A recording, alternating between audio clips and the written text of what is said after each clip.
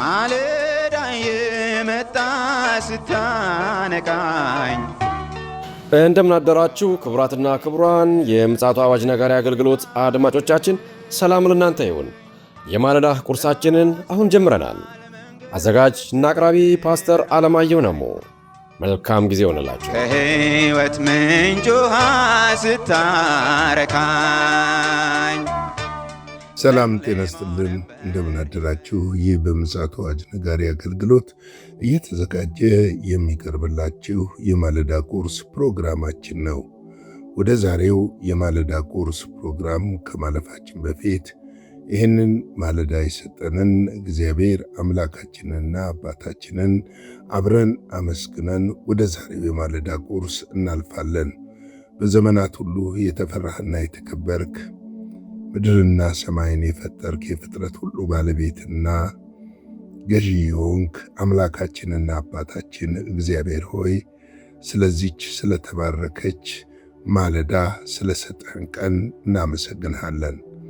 ከሚታይ ከማይታይ ከማናቸውም ክፉ ነገሮች ጠብቀ ዛሬ ደግሞ በዚህ ማለዳ በፊትህ እንድንሆንና እግዚአብሔር ሆይ እንድናመሰግንህ እድል ስለሰጠህን ክብርና ምስጋናን ላንተ እንሰጣለን።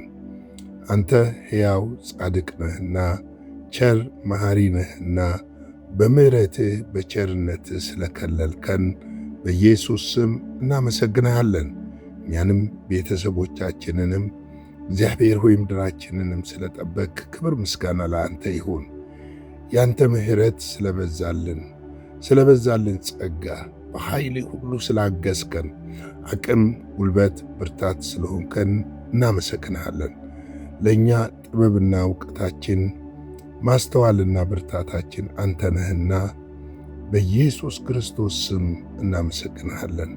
የምንመካብህ፣ የምንደገፍብህ፣ የምንታመንብህ አንተ አባት ስላለህን፣ ጌታ ሆይ አዳኝ ስላለህን፣ ጠባቂ ስላለህን፣ ትጉረኛ ስላለህን በኢየሱስ ክርስቶስ ስም እናመሰግንሃለን። ነው ደግሞ በዚህ ማለዳ ሕዝብህን እንድትጎበኝ እግዚአብሔር ሆይ በእያንዳንዳችሁ ጓዳ ያለውን የምታቅ፣ የተሰወረውን የምትገልጥ፣ ያዘነውን የምታጽናና፣ የተሰበረውን የምትጠግን፣ የታመመውን የምትፈውስ እግዚአብሔር ሆይ በውስጡ ደግሞ ሐዘንና ቁስልን ተሸክሞ የሚጓዘውን በደስታ ዘይት የምታረሰርስ አንተ ነህና ዛሬ በዚች ማለዳ ሕያውና ቅዱስ የሆነው እጅህ በእህቶቼና በወንድሞቼ ላይ እንዲዘረጋ እጠይቅሃለሁ። እንድዳስሳቸው፣ መልካሚቱ እጅህ እንድታገኛቸው እግዚአብሔር ሆይ ከሰማያዊ በረከት ተካፋዮች እንዲሆኑ ዓይኖቻቸውን እንድትከፍት ከጨለማ እንድታወጣቸው በክርስቶስ ኢየሱስ ስም እጠይቅሃለሁ። በቤቱ ያለነውን ደግሞ ጌታ ሆይ ዓይኖቻችንን ታበራ ዘንድ የርስታችንን ክብር የመጠራታችንን ተስፋ ምን እንደሆነ መረዳት እንድንችል እግዚአብሔር ሆይ ወደ መረዳት ጥግ አንተን ወደ ማወቅ ጥግ እንድትወስደን በኢየሱስ ክርስቶስ ስም እንጠይቃለን። ምክንያቱም ማለዳ ማለዳ አዲስ ነህ፣ ምሕረትህ ደግሞ ለዘላለም ነው፣ ቸርነትህም ደግሞ ብዙ ነው። አንተ ትልቅ ኃያል ብርቱ አምላክ ነህ። በምንም ልንወስንህ አንችልም። እግዚአብሔር ሆይ አውቀንህም ልንጨርስ አንችልም። ከመታወቅ ያልፋል የፍቅር ጥልቀት ስፋትና ርዝመት ሁሉ። ጌታ ሆይ ስለወደድከን እናመሰግናለን። ስለ ምሕረትህ እናመሰግናለን።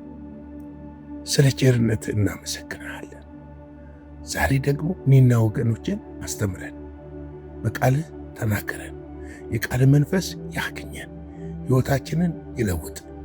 ቃልህ ብርቱ ነውና የሚያድን ነው፣ የሚፈውስ ነውና ይህንን በሕይወታችን እንድታደርግ በክርስቶስ ኢየሱስ ስም እንጠይቃለን። ሁሉ ለስምህ ክብር ይሁን፣ በጌታ በኢየሱስ ስም አሜን። እንግዲህ እየተመለከትን ያለነው የኤፌሶን ምዕራፍ 5 ነው። በትናንትናው ዕለት የተመለከትነው ከዚህ የተነሳ በማይታዘዙ ልጆች ላይ የእግዚአብሔር ቁጣ ይመጣልና ማንም በከንቱ ንግግር አያታላችሁ የሚለውን በከፊል ተመልክተነው ነበረ። እንግዲህ ሰይጣን ትልቁ ችሎታው ማታለል ነው። ማስመሰልና ማታለል ነው። መፍጠር አይችልም። የሚችለው ግን ማስመሰል ይችላል፣ ማታለል ይችላል። ብዙዎች በሰይጣን ሐሳብ የሚታለሉት ልክ ሔዋንን እንዳታለላት ማለት ነው። ሔዋን ወደዛ ዛፍ በቀረበች ጊዜ እግዚአብሔር ከገነት እንዳትበሉት የከለከላችሁ ፍሬ አለን ብሎ እንደጠየቃትና ሁሉ ተፈቅዶልናል፣ ከዚህ ዛፍ ግን እንዳንበላ ተከልክለናል ብላ በተናገረች ጊዜ እናንተ እንደ እግዚአብሔር እንዳትሆኑ እግዚአብሔር ስለሚያውቅ ነው የከለከላችሁት አላት። ያላት ምንድነው? እንደ እግዚአብሔር እንዳትሆኑ። ነገር ግን ከበላች በኋላ እንደ እግዚአብሔር ሆነች ወይ የሚለውን ነገር ስንመለከት አልሆነችም። ሰው መቼም ቢሆን እግዚአብሔር መሆን አይችልም። ፍጡር ፈጣሪው መሆን አይችልም። ለፈጣሪው ግን ልጅ መሆን ይችላል፣ ፍጥረት መሆን ይችላል። ብዙ ጊዜ ሰይጣን የሚያታልልበት መንገድ ይሄ ነው። ዛሬም ቢሆን እንደ እግዚአብሔር እንዳትሆኑ ስለሚያውቅ ነው አላት።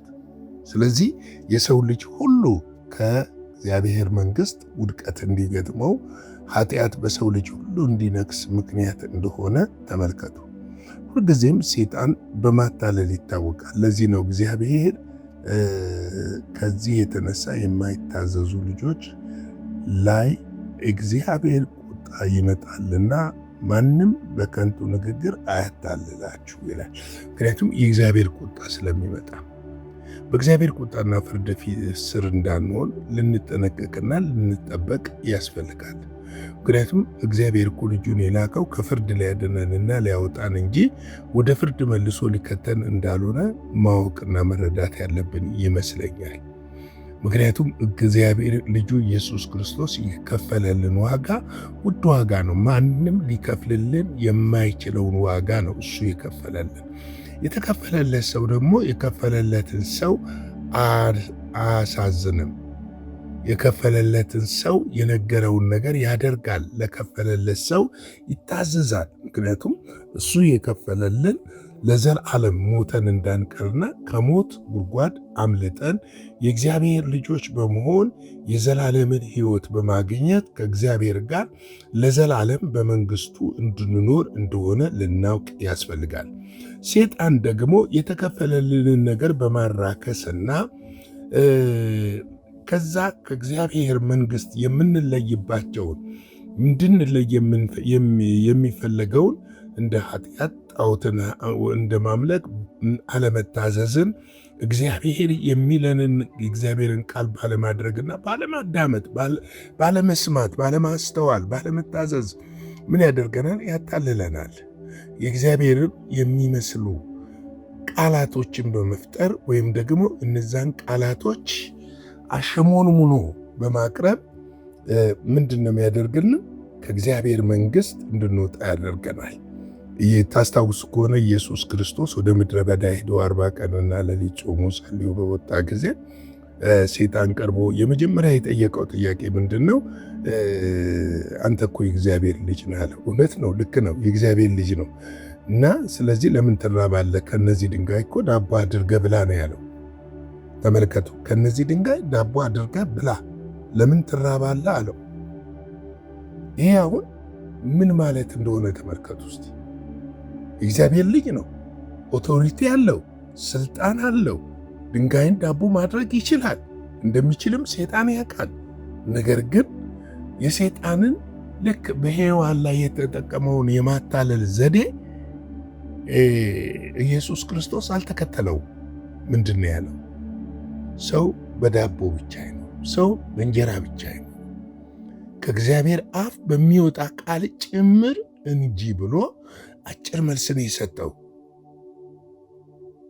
ዛሬ ዓለም የሚረባረብበትን ኢየሱስን እኮ ፈትኖት ነበረ። ዓለምን ሁሉ አሳየውና ይሄ ሁሉ የኔ ነው፣ ወድቀ ብሰግድልኝ ይህንን ሁሉ እሰጥሃለሁ አለ። ለእግዚአብሔር ለአምላክ ብቻ ስገድ ተብሎ ተጽፏል ብሎ ነው የመለሰለት። ተመልከቱ እንዴት እንደመለሰለት። እኛ ግን የዓለም ነገር ያጓጓናል። ሳናውቅ እንወድቃለን፣ ሳናውቅ እንሰግድለታለን።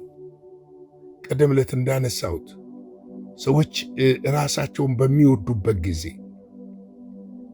አፍቅሮተ ነዋይ ውስጣቸው እንዴት እንደሚገባ፣ ያ አፍቅሮተ ነዋይ ውስጣቸው መግባት ደግሞ ከእግዚአብሔር መንግሥት እንዴት እንደሚለያቸው ተመልክተናል። ልብ በሉ። ስለዚህ ሁልጊዜ አታላይ ነው ሴጣን፣ በማታለል እንጂ እኔ ሴጣን ነኝ አምልከኝ አይልም። ስለዚህ የእግዚአብሔር በረከት አስመስሎ ያቀርባል። ይህን ዕድል አያምልጥህ ብሎ ያቀርባል። በተለያየ መንገድ በማታለል ከእግዚአብሔር መንግሥት ሊለየን እንደሚሞክር ልናውቅና ልንረዳ ይገባል። ስለዚህ ነው ከእሱ ማምለጥ የምንችለው የእግዚአብሔርን ቃል በማጥናትና ከእግዚአብሔር ጋር የጠበቀ ከመንፈስ ቅዱስ ጋር የጠበቀ ኅብረት ሲኖረን ያንን በቀላሉ ማሸነፍ እንችላለን። ቁጥር 7 እንግዲህ ከእነርሱ ጋር ተካፋይ አትሁኑ ይላል። ከማን ጋር? ከእነዚህ ከማይታዘዙ ልጆች ጋር። አያችሁ እንዴት ተካፋይ አትሁኑ እንደሚለን። ይህ እኮ የእግዚአብሔር ቃል ነው። ብጥር አድርጎ እኮ ስለማንማረው ነው። እንግዲህ ከእነርሱ ጋር ተካፋይ አትሁኑ። ከማን ጋር? ከማይታዘዙ ልጆች ጋር አብራችሁ ብሏል። አንዳንድ ጊዜ ሰዎች አመፀኞችን ለመመለስ እንጥራለን። ልክ ነው። ወንጌል እነግራቸዋለን፣ ወንጌል እነግራቸዋለን እንጂ ኅብረት አብረናቸው ግን አናደርግም። መመለስ እንዳለባቸው እንነግራቸዋለን። ክርስቶስ እንደሞተላቸው ከሞት እንደተነሳላቸው እንነግራቸዋለን እንጂ ከአመፃቸው ጋር ኅብረት አናደርግም። ስለዚህ እኮ ነው መጽሐፍ ቅዱሳችን እንግዲህ ከእነርሱ ጋር ተካፋዮች አትሁኑ ይለናል። አትሁኑ ከእነርሱ ጋር፣ ከአመፃቸው ጋር አትተባበሩ፣ ከርኩሰታቸው ጋር አትተባበሩ፣ ካለመተዛዘዛቸው ጋር አትተባበሩ፣ ጣዖት ከማምለካቸው ጋር አትተባበሩ። ለምን? ፍርድ አለው፣ ቅጣት አለው። ወገኖቼ ቅጣት አለው። በማይታዘዙ ልጆች ላይ የእግዚአብሔር ቁጣ ይመጣል እኮ ነው ያለን። ለዚህ ነው እኮ ከእነርሱ ጋር ኅብረትን አታድርጉም ይለን። ከእነሱ ጋር ኅብረት ማድረግ ምን ማድረግ ነው? መተባበር፣ አብረናቸው ጣዖትን ማምለክ፣ ሲያመነዝሩ አብረናቸው መሆን፣ በእግዚአብሔር ላይ ሲያላግጡ አብረናቸው መሆን፣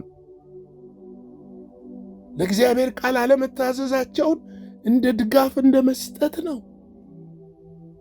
ስለዚህ ነው መጽሐፍ ቅዱስ ከነዚህ ጋር ኅብረት እንዳናደርግ የሚነግረን። ለምንድን ነው ኅብረት የማናደርገው? እንዲህ ብሎ ይነግረናል። ቁጥር 8 ላይ ነገ በስፋት እንመለከታቸዋለን። ቀድሞ ጨለማ ነበራችሁ፣ አሁን ግን በጌታ ብርሃን ናችሁ። ቀድሞ ምን ነበራችሁ? ጨለማ ነበራችሁ። በጨለማ ነበራችሁ፣ ትመላለሱ ነበር፣ እነዚህን ድርጊቶች ታረጉ ነበር።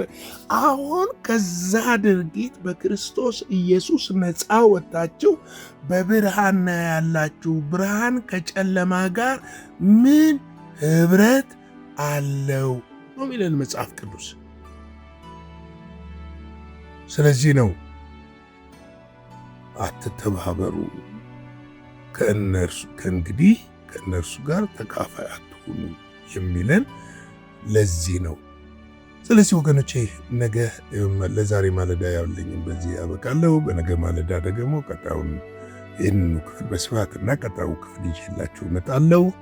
የጌታ ጸጋ ሰላም ከኛ ጋር ይሁን። ላይክ፣ ሼር፣ ሰብስክራይብ በማድረግ አገልግሎታችንን ለብዙዎች እንድታዳርሱ በጌታ ፍቅር እንጠይቃችኋለን። አገልግሎታችን መደገፍ የምትፈልጉ ደግሞ በስክሪኑ ላይ ባለው አካውንት ደስ እያላችሁ በልባችሁ እንዳሰባችሁ የጌታ ጸጋ በልባችሁ እንደሞላላችሁና ደስ እያላችሁ አገልግሎታችንን እንድትደግፉ በጌታ ፍቅር እጠይቃለሁ። አጭር ጸሎት እንጸልይና የዛሬውን የማለዳ ቁርስ በዚህ እናበቃለን። የዘላለም አምላክ እግዚአብሔር ሆይ ስለሰጠህን ስለዚህ ማለዳ ስላስተማርከን ሕያው ቃል ስለ ቅዱሱ ቃልህ ክብር ምስጋና ለታላቁ ስምህ ይሁን። ይህ ቃል ደግሞ በሕይወታችን እንዲሠራ በጸጋህና በኃይልህ እንድታግዘን አቅም፣ ጉልበት፣ ብርታት እንድትሆነን በክርስቶስ ኢየሱስ ስም እንጠይቃለን። ኖ ደግሞ ይህንን ቀን በእጅህ አሳልፈን እንሰጣለን። ከክፉ ጠብቀን፣ በደምህ ሸፍነን። ሁሉ ለስምህ ክብር ይሁን በጌታ በኢየሱስ ክርስቶስ ሕያውና ጻድቅ ስም አሜን።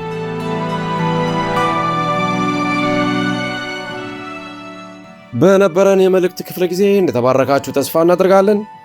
በነገው ማለዳ በሌላ ዝግጅት እንገናኛለን። መልካም ቀን።